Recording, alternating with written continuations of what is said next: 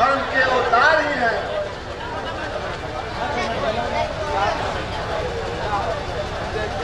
अच्छा ठीक है पुंडरीक, अब मैं चलता हूँ। खुश रहिए। नारायण नारायण नारायण।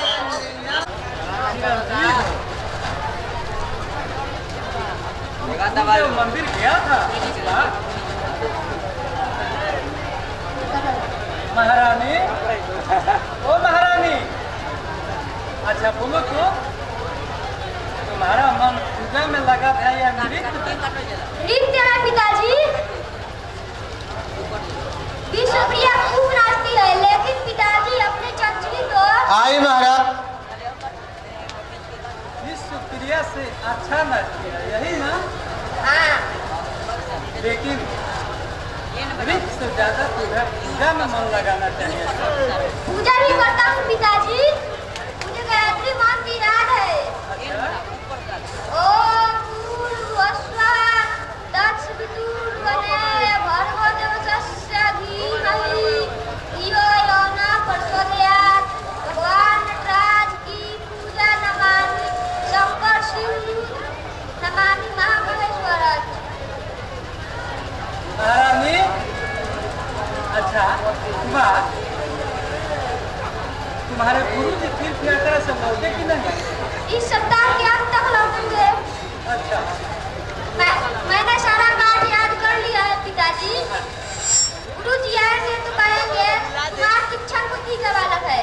बहुत शिक्षण बुद्धि का बालक है। अच्छा, कौन सा पढ़? गुरु जी ने कहा था जीवन में सत्य सबसे बराबर है, सत्य की रक्षा किए रहती है, देश से अपना फल मिलता है, आदमी फल से कौन सुख बनता है, और यश का सुख मिलता है, इसीलिए सत्य की रक्षा करनी चाहिए। शाबाश बेटे, सब एक व्रत है कुमार, इसे तो जीवन में पालन करना ही चाहिए। महारानी, ओ महारानी, ओ महारानी, आज विलम्ब से उठना हुआ क्या? नहीं महाराज, तो मैं कम मूर्त में ही जग गई थी और कम मूर्त में जगते ही बहुत बुरा सपना देखा। पूरा सपना? हाँ महाराज, पूरा सपना। तभी से मेरा मन बेचैन है। पूरा सपना क्या था महारानी? मैंने देखा कि एक वृद्ध ब्राह्मण लाल लाल आंखों से मेरी तरफ देख रहा है। फिर मैंने देखा कि महाराज आप रास्ते के भिखारी बन गए हैं। और फिर मैंने देखा रोहित को नाक ने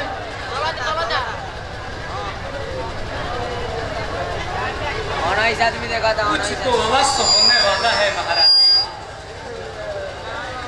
आज ब्रह्म मुहूर्त में जब मैं भी देव मंदिर में ध्यानमग्न था तो अचानक एक नारी कंठ का अति चित्कार मेरे कानों में सुनाई पड़ा। मैं ध्यानस्थ नहीं रह सका, देव मंदिर से बाहर आया। बाहर आकर मन में देखा तो एक ऋषि महाविद्याओं को बलपूर्वक अपने वश में करना चाहते हैं। इस पर ऋषि और जानती है महारानी, ऋषि के श्राप और महाविद्याओं के मुक्ति के बदले में अपना संपूर्ण राज उनके कर्मों में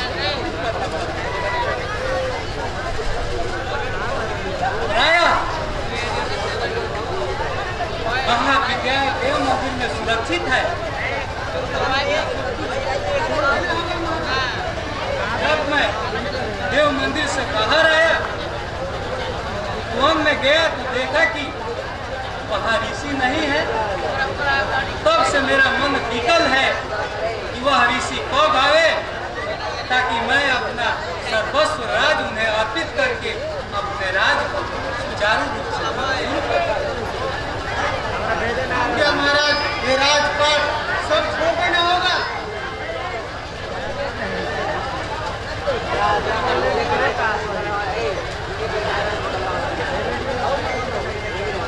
जो होने वाला है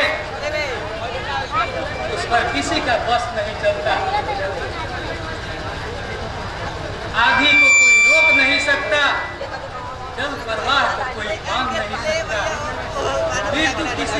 तक देर नहीं रुक सकती। सबका आना अनिवार्य है महारानी।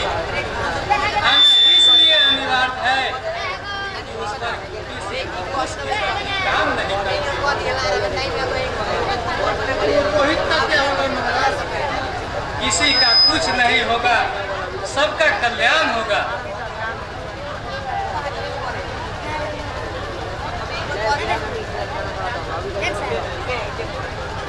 घबराने की बात नहीं है महारानी, घबराने की बात नहीं है। सपना सपना होता है। देखते हैं आगे क्या होगा। महाराज की जय हो, महारानी की जय हो। महाराज, द्वार पर एक मुनिराज खड़े हैं। वह सीधे ही अंतरपुर में चले आ रहे थे। जब मैं उन्हें रोका, एक छुआकुल कुल का हरिश्चंद्र का प्रणाम।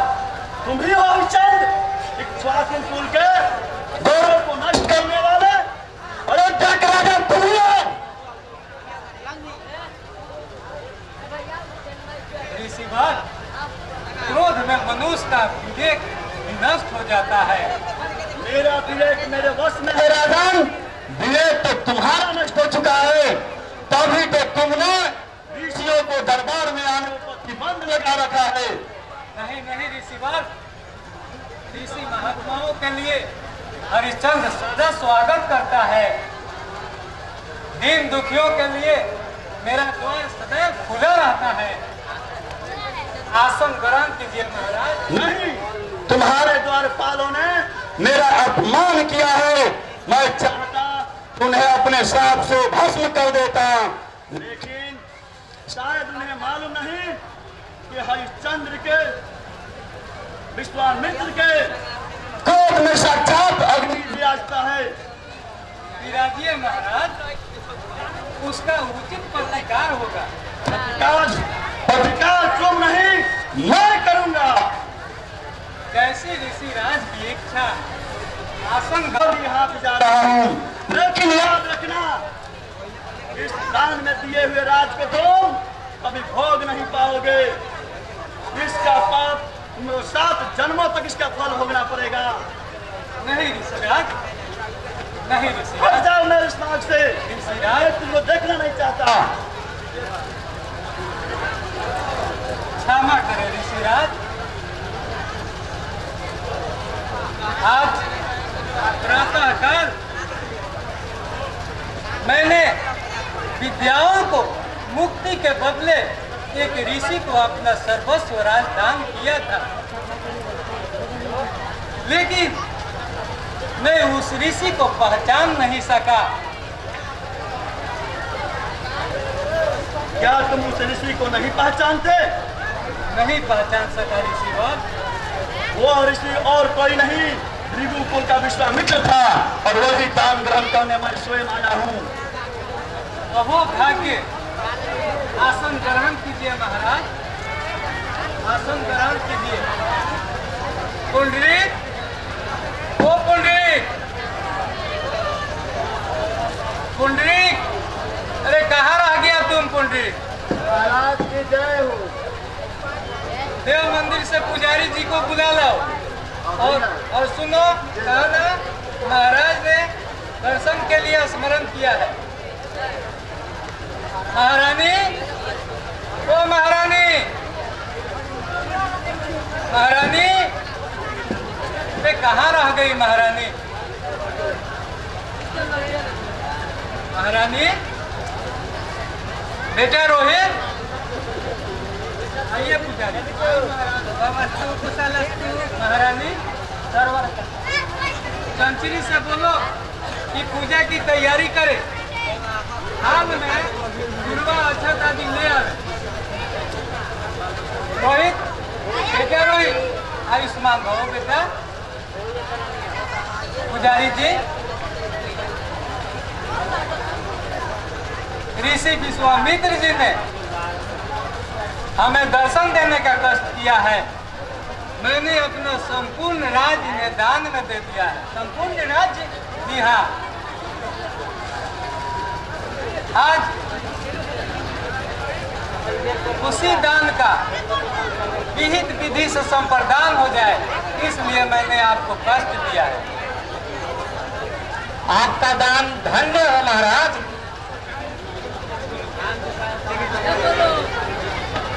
अवश्य धन्य होगा, लेकिन आप अपना काम करिए पुजारी से। अवश्य ऋषिराज, अवश्य।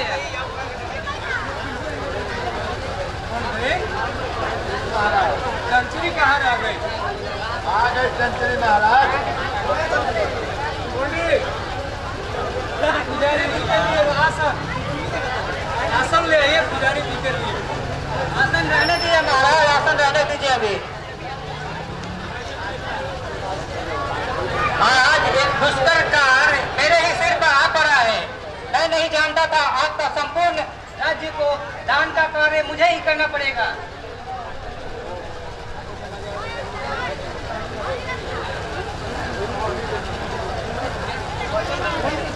लाओ, अरे कुछ भी आसन लाओ।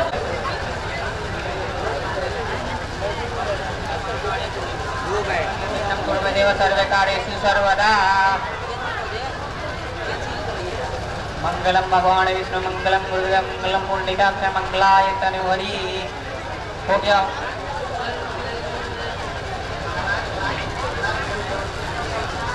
महाराज, राजदंड और मुकुट लाइए। अभी लाया। आराम से कहो राजदंड लाने के लिए। ऋषिराज हाथ बढ़ाइए।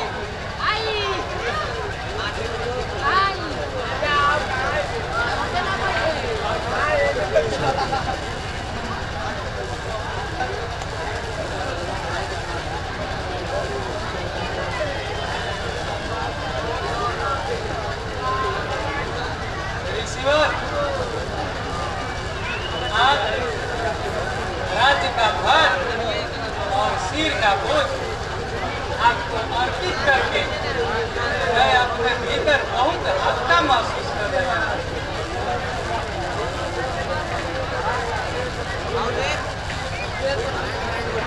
अपने दोनों हाथ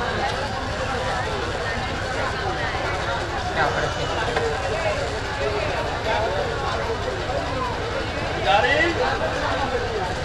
अब आपका काम खत्म हुआ, आप जा सकते हैं।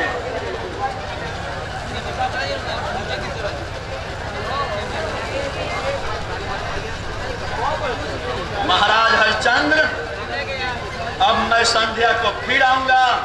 आप अपना सर्वस्व उनको देने के लिए तैयार रहिएगा। अभी चलता हूँ, संध्या को आऊंगा।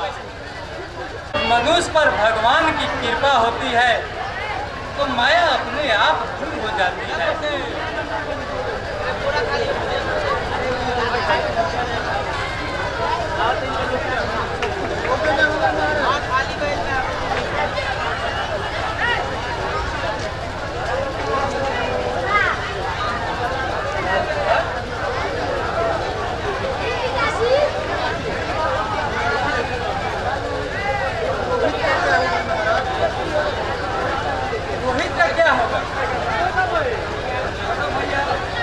नियति पर किसी का बस नहीं चलता है। जो होने वाला होता है और वो कराता है।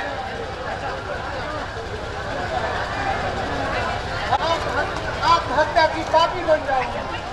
नहीं नहीं देवी, ऐसा मत करना। कुमार के भविष्य के लिए तुम्हें राजभवन में टिकना ही होगा। मैं विश्वामित्र जी से कहूंगा कि इतनी कृपा जरूर करें। कौन सी कृपा की बात कर रहे हो हरिश्चंद्र? जरा मैं भी तो सुनूं। महाराज, आप जैसे महात्माओं की कृपा पर तो ये संसार टिका हुआ है। फिर हरिश्चंद्र एक आपकी कृपा की मांग करें, इसमें क्या आशा? आज तक जिसके सर पर राजमुकुट था, हाथ में राजदंड था, वो कृपा की भीख मांगेगा? बोलो, मैं भी सुनूं, तुम क्या चाहते हो मुझसे? भी रोहित अबोध बालक है, सभ्य नारी है। मेरे साथ जंगलों में कहाँ कहाँ नारी फिरेगी, इसलिए मैं चाहता हूँ ऋषिवर कि सभ्य और रोहित आपकी छत्र छाया में राजभवन में रहे। मुझे राजभवन नहीं चाहिए, मुझे राजभवन नहीं चाहिए। देवी शांत रहो। हाँ तो ऋषिराज, मैं यही कह रहा था कि इतनी कृपा अवश्य कर दीजिए कि कुमार और सभ्या आपके राजभवन में महारानी की तरह नहीं, एक दासी की तरह सेवा करेगी और रोहित का देखभाल करेगी। हरिश्चंद्र, राज चला गया लेकिन राज का मोह तुमसे नहीं गया।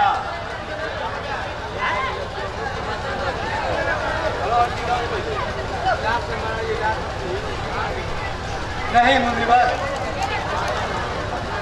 क्षमा करे, मेरा ध्यान इधर नहीं था। महारानी, आभूषण उतार दीजिए। बेटा रोहित,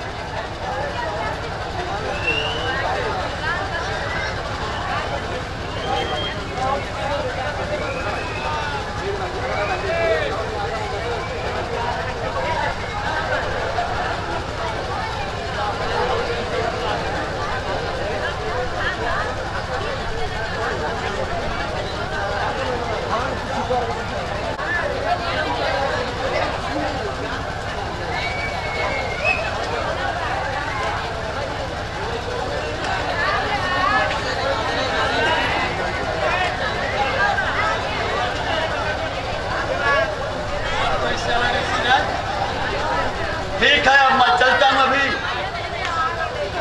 फिर आऊंगा। तब तक राजभवन खाली करके रखना।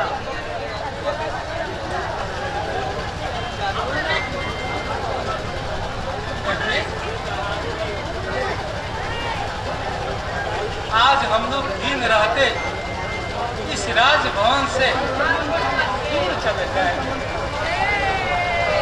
बेटा रोहित, जानते हो आज हम लोगों को तीर्थ स्थानों में जाना है। चला जाएगा बेटा, चलो। प्रभु, अपने से हमको विदा मत कीजिए प्रभु, इस दास को दया दीजिए। पुंडलिक,